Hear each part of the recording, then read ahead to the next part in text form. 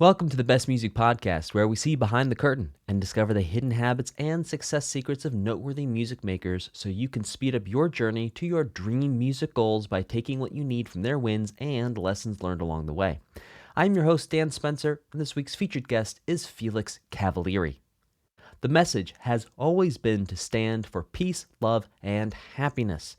For legendary singer-songwriter Felix Cavaliere, making people feel good is primary to his illustrious 50-year career that includes the Rock and Roll Hall of Fame, Songwriter Hall of Fame, Vocal Group Hall of Fame, and Grammy Hall of Fame. Few artists can claim they defined a generation. Felix Cavaliere continues to remind us to keep listening for the world's beauty. In 1965, Felix Cavaliere formed the Young Rascals with Dino Danelli, Eddie Brigati, and Gene Cornish. Signed to Atlantic Records and now called the Rascals, the mega hit Good Lovin' struck number one in February of 1966. They followed suit with a string of hits like I've Been Lonely Too Long, Groovin', number one in 1967, How Can I Be Sure, A Girl Like You, A Beautiful Morning, and People Got to Be Free, number one in 1968. Felix released his self-titled debut album with Todd Rundgren at the producer helm. His follow-up albums were Destiny in 1974, Castle in the Air in 1979. Castle in the Air produced another top 40 hit, Only a Heart Sees, which reached number 2. Dreams in Motion in 1994, and in 2008 he collaborated with Stax guitar legend Steve Cropper on the Grammy-nominated Nudge It Up a Notch, and again in 2010 with Midnight Flyer. Felix Cavaliere calls Nashville his home base, where he is constantly collaborating and writing new material, and has an active tour schedule with Felix Cavaliere's Rascals. His new album, Then and Now, is available everywhere you get your music. Links to purchase and listen to the album are in the show notes if you're on audio and in the video description if you're on YouTube. And now, without any further delay, Felix Cavaliere. So, on your new record, Then and Now, which, by the way, is available everywhere, you sound awesome. What are some of the steps you've taken to preserve and maintain your voice over your, if I may so boldly say, illustrious and successful career? And long career.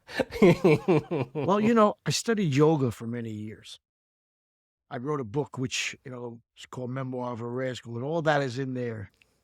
But what that does basically is mentally, physically, and spiritually keep you healthy. In other words, you're going to keep your car healthy. There's certain maintenance you've got to do. It's the same thing with us as a human being, mentally, physically, dietary, spiritually. If you do that, and you've also got to have some good genes, good genes and a little luck, you should be okay. This is an instrument, just like anything else. I mean, it's an instrument. If you abuse it, you have problems. I mean, I saw a show last night, and a very dear friend of mine who used to be with the Average White Band, had a phenomenal voice. He was working with Ringo Starr's All-Star Band, who were in town. And, unfortunately, he didn't take care of himself. So his beautiful voice was not as beautiful. That's a sad thing, because if you don't take care of it, it doesn't work, just like your colon. In addition to the tactical advantage of yoga bringing relaxation to your entire vocal mechanism and you being able to embrace that relaxation, which is so important, not just for singing, but for singing over long term. As soon as you get tight, it's like all bets are off, range goes, agility goes. What are some other tactical things you've done? The last time we spoke, you talked a little bit about you had a time where you were going to be on Broadway for a long duration of time and you started to have some discomfort. Right. So you took a couple vocal lessons. You got some technique together. You learned some better breathing because you have this tremendous natural talent. Like you say, genes, you're born like, oh my gosh, like Felix, like out of the door, 10 out of 10 talent, right? Yes, and so what are some of the small things that you've done after those vocal lessons moving forward to just sort of make sure that you're right on point and right where you want to be and everything's feeling right? Well, again, if we go back to the yoga, there's a number of breathing exercises they call pranayama. They really help you keep strong not only in your vocal cords, but in your whole body. The other thing is when I was going on Broadway that time, with the 28 songs a night, I got some vocal lessons from a lady who teaches the Broadway people. And she said there's absolutely no reason why anybody should get hoarse if you sing properly. And she gave me a number of vocal exercises that you should do this before you go on stage. It really works, it's syllables, but I really enjoyed, learning something because, it's always good to learn something. You've been singing all your life, but you can always learn something by somebody who has a method, you know. And so basically that's what I've been doing. It's just, keeping myself healthy, doing these vocal exercises when I need it, especially during the COVID, which is when I did this album because we were all locked up. There's no work, So this gave us not only an outlet, but, creative outlet. And we just really had a great time doing this. Then and now, there's such a clear theme of, going back to Rose in Spanish Harlem, bringing it forward with these sort of house sounds and even using the artistic application of autotune to get the sound. Mm-hmm. Can you talk a little bit, because it's been a couple years since you made your last record, what it was like going into the studio and playing around with these new tools in new ways? Well, basically, the tools that really, really came into play were the fact that we could, make music on a computer without being, exposed to the COVID in a studio in other places. Because we started it off in before COVID in a recording studio, and we cut our what they call basic tracks, which is the drums and the bass and the keyboards and the guitars, and then it hit, and we couldn't do it anymore. So we had to go home. And fortunately, as you say, the tools that are available, they allow us to record on a computer. The interesting thing about it is, most of the studios that you go to, they've got really professional equipment in terms of microphones, in terms of like what they call outboard gear. Well, today, the outboard gear is mostly in plugins, what they call plugins, which are assimilations of, like, for example, Neve and SSL and all these famous things that used to be thousands and thousands of dollars to buy. So, long story short, you first of all, you have to know how to use them. And but I had my guitar player as a co-producer. He's got a nice little studio in his attic, and we were able to finish this thing. And it was just really fun, man, because the premise of the album was then and now. So we wrote 5 new songs to show the influence of 5 old songs. The 5 old songs were really the most difficult thing was just picking 5 from the hundreds of songs that you love all your life and then redoing it. But, first of all, we had a really good time, man. We really, really enjoyed it. It was fun. The songs were great songs. And then, as I say, to make the 5 new songs, it kept us going during that period of time where we were quarantined. It has been, like we mentioned, a couple years since your last release. What has changed in terms of your approach to songwriting, and what has stayed the same? Well, approach to songwriting, it really hasn't changed, because if you try to keep up with the times songwriting, really the only thing that's really changed is the equipment, the fact that you can do it in your home. The forms of the songs have changed a lot, but I kind of revert back to old form, which is melodic and lyrical, is a chorus, is a verse, is a bridge, perhaps a solo. They're not really doing that on new records like that. They get away. It's interesting. If you go back in musical time, musical history, which I hope you don't mind me going back a while. Oh, please. Well, we went from the last 300 years. There were operas, there were symphonies, there were cantatas. The pieces were like 45 minutes, an hour and a half for one, whole piece. There'd be different movements in that piece, but they'd stretch over, a good 45-minute, 1 hour presentation. That has shrunk it down quite a bit. We're talking about songs that go on the radio. They're 3 minutes, 4 minutes. So you come from all of that all the way down to 3 or 4 minutes, and then you add the fact that, there you've got a lyric, you gotta tell a story. It's a fast story, 3 minutes, 4 minutes, Second of all, you've got to put music in that form, so to speak. So there is a form of songwriting. Today, the rapping thing is like, they get 1,000 words a minute in there, you know? But that's really not, to me, a song. A song is a verse, a chorus, maybe a bridge, and of course a theme, the title. So I really have not changed the forms that much. So you take the idea of form staying the same. So how did the new technology and the ability to sit down at a computer, did that give you the option of editing and changing on the fly more than you would have otherwise? Because studio time's not a consideration. Tape cost is not a consideration. It's like, Right. it's a different game. Well, you've got it, and basically, to go back, in the 60s, 70s, and probably the 80s too, to make a change in a song. I mean, somebody should look that up. It was very interesting. You used to have to cut physically a piece of tape. You had to be able to hear where you were going to cut it first. You also had to put it back together so it didn't sound like, and nowadays, the editing is ridiculously accurate. I mean, it's so accurate that we could do literally syllables of people's words. We could take native and the nate and the t if. That's 3 right there that I could do, and I'm not a really, really good editor. It's scary in a way, because you could change anything, you know. And in the old days, we recorded with, the same generation as the Beatles and, the Kinks and the Stones. Those groups had 4 tracks. We at Atlantic Records had 8. Only 8. I mean, it's so basically, what did this mean? Well, anybody who's interested in technology, if you got 4 instruments out there and a vocal, somebody's got to double up their tracks, because can you imagine 4 tracks doing all those phenomenal arrangements that Beatles songs and orchestration that George Martin produced I mean, those guys were fantastic to do that.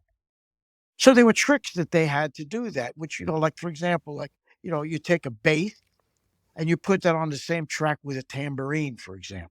So now you've got a low instrument and a real high instrument. So when you wanted to change something, it was fixed, but you could change the EQ, which is like the treble and bass.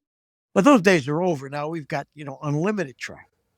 So what does this mean? Well, it means you've got a lot of choices, and it could drive you crazy because, you don't ever have to make a decision. Whereas in the old days, you had to make a decision really fast because that's it. That's all you've got, you know? So the engineers in the old days, they were geniuses. I mean, that's the only word I can say. I mean, for them to do that and make it sound good, 40, 50 years later, pretty darn good, you know? And so today, it's a lot easier to make something sound good. As you say, the auto tune is only one facet.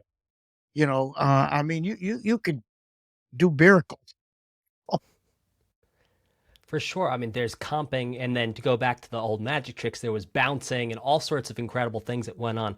But specifically for you, Felix, and specifically for this record, did that ability to go in and edit, that ability to go in and comp, did that have any artistic implications? Because like you went and you wrote the song, and then would you get into the studio and then be like, you know what, actually, let's do this a little bit differently because it's so easy to just click, take A, click, take B, and then just switch them out? Well, we did really not a lot of that. The way Atlantic Records taught us to record was, what is a recording? It's capturing a moment in time or minutes in time. And there's a certain magic to what happens in that minute of time. You got to get that on, in the old days, tape. That's how they did it. In other words, you go in there, something happens, and you grab it. You know what I mean? And you put it for posterity. Well, if you change that, you may change that energy, that vibration. which is, of course, what they do today. It's okay. I prefer the older methods, getting that magic moment on tape, you know? And of course, like you don't have to do that with everything. I mean, for example, we had to use drums that were from plugins, sounds, because we just couldn't get a big set of drums in the studio. But other than that, we kind of stuck to the roots of the old way, and it sounds like that. You'll hear that. It is indeed Yeah, then and now, correct. which is, by the way, the new record available everywhere you get your music. So, Felix, could you tell us, do you happen to have a favorite song on the record? Well, like I say, the 5 that, we recorded, they're all my favorite songs. I mean, the Okay. Ray Charles songs and they're, Jackie Wilson songs and Benny King songs. Those are favorites. As far as the new ones, well, yeah, the new ones, we had such a good time. I mean, I love like Higher and Higher. I love Soul Love. I love Summer in El Barrio. And then some of the newer ones that I wrote with other people. I like them because people like them. I wrote with this country artist, Steve Wariner is his name. And it was really different because he's got a whole different outlook on how he does his songs. Great songwriter, but different. You know what I mean? He doesn't come from like a rhythm place as much as I do. I like to, get the rhythm pumping and feel myself inside that bar or that beat. Uh, he's more of a guy that likes to tell a story in the song. And in the story, the music fits it, but it's the story first. It's just that's what's great about living in Nashville. When you write with various people, everybody has a different way of approaching the same thing, which is a song. Could you talk us through the process of, for example, how you made artistic decisions around the arrangement for A Rose in Spanish Harlem? Well, basically that's what the production team does. The production team has to make the decisions as to what stays and what doesn't stay. And that's a pretty interesting job because, it's all subjective. I mean, I could tell a story about a past tense. I produced an album in the old days with Laura Nero, you know, who, if people don't know, they should check her out because she was such a prolific songwriter. I did an album called Christmas and the Beads of Sweat with Arif Martin and myself producing. Laura, like many artists, was very, very sure of what she wanted to hear. Well, when you have producers in the room, they have an opinion. So we recorded a song called Up on the Roof, which is an old Drifter song, which if you don't know, you should check out. Check out Drifter's version, check out her version. Well, we went in the studio, we recorded, and she did, as you say, a take. And then we did a second take and a third take. And Arif and I, we liked the second and third take better than the first take. She liked the first take. So we said, okay, let's go home and come back tomorrow. Well, by the time we got into the studio, she went in before us, erased the second and third. Well, that's how you'd make decisions with an artist. She was in charge.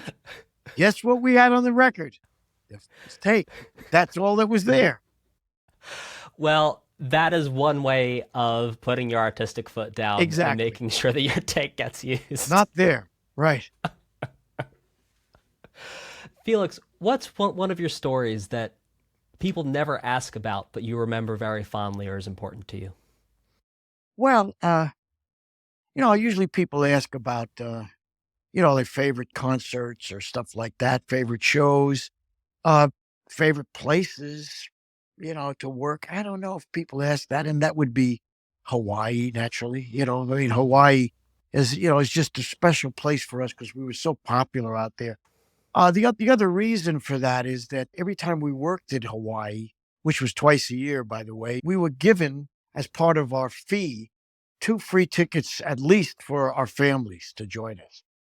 So literally our entire families that after all those years were able to visit the Magic Islands.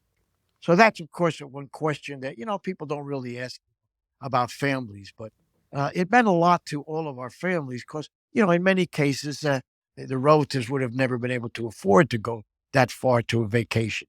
So that really sticks out as, some of the underlying kind of wonderful moments Hmm.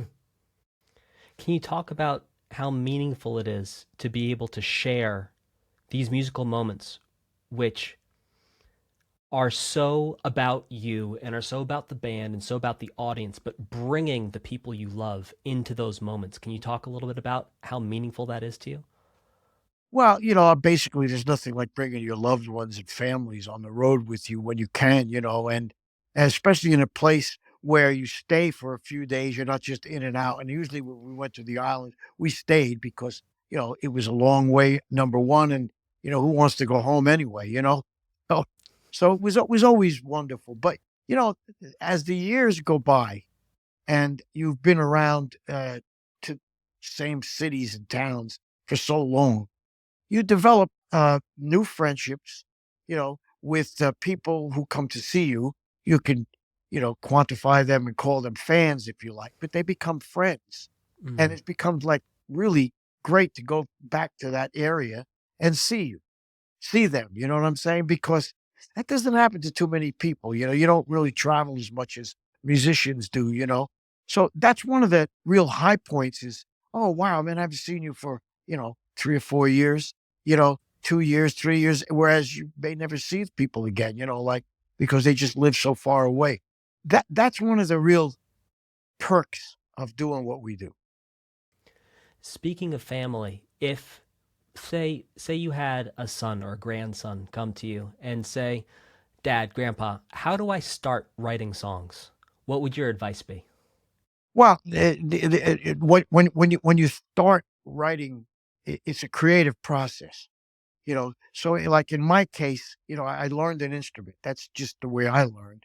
So that, when you learn an instrument, you have moments where you're not either practicing or you're not like playing, someone's piece, you know, you're just playing. And that's where you start is when you're just doodling, you know. Once you know, your craft a little bit, you know how to, put your hands on a keyboard or on a guitar, you can start fooling around playing stuff. That's how the creative process starts.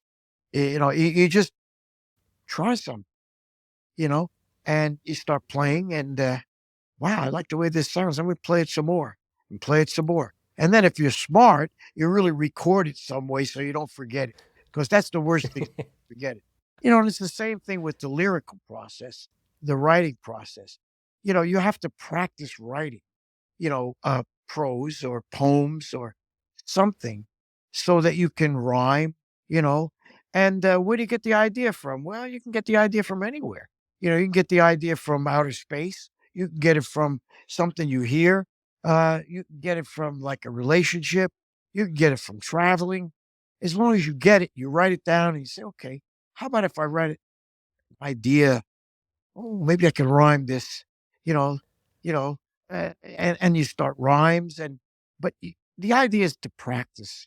I mean, practice because if you don't, you'll never get it. What's one piece of advice you wish you had known when you started your career in music?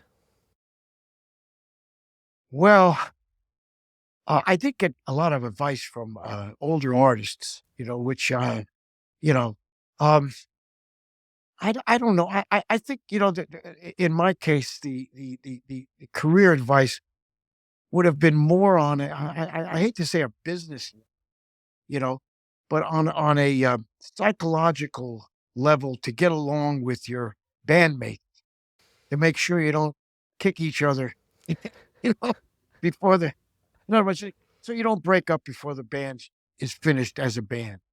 I never really looked into that because when you're young and you're looking at a relationship, whether it be a business relationship or musical relationship or love relate, you only see the good side. At least I only saw it. I never. What do you mean you want to quit? Oh, well, what do you mean? I mean, you don't think of that because it's like all for one, all for all. We're trying to climb a mountain. Well, let's get up the mountain, then we can push each other off. But we didn't get the mountain yet. We're halfway up, three quarters. So, as far as that, I wasn't prepared for the human nature part of the relationship. Uh, Maybe, if I had taken a little bit, few more psychology courses, I'd have been a little better off. Yep. Well, speaking of bandmates, you and Gene Cornish are the Rascals, and you guys are on tour now, so everyone should go check out dates and catch you guys live. Felix, I got one more question for you, if that's All right. okay. Sure. What is a great lesson that you have learned from your time in music that you would like to be part of the legacy of your career, your art? Well, I mean, I just told you one of the major lessons is learn Sure. get along with people. But the other part would be just, like seriously, do what you really enjoy, you know, if you can. And if it's music, good, because it's not an easy career. But whatever it is, if you can enjoy what you do, it makes a big difference because other people, they feel that joy in whatever it is you do. And believe it or not, it's in every aspect, of life. And it's much better to, come to, if you want to call it work, with a smile on your face than, oh my God, I gotta do this again. Because people they feel that. Incredible. Felix Cavaliere, the new record, Then and Now, available everywhere. Felix, thank you so very much for being so generous with your time, your knowledge, your experience, for being open and honest and helping to educate all of us and bring everything you've created and learned throughout your career Well, here with us. hey, I appreciate your questions because they were really interesting questions, and I appreciate you for that. The only thing I would add is FelixCavalieremusic.com is where you can get your Felix Cavaliere info. And thank you. Fantastic. I really appreciate it. I mean that. Fantastic. FelixCavaliere.com. Links to that will be in the show notes if you're on audio, and in the video description if you're on YouTube. We'll also have links to the new record and tour dates so you can catch Felix live. Felix, thank you so very much for coming on the Best Music Podcast to come hang out with us. Pleasure.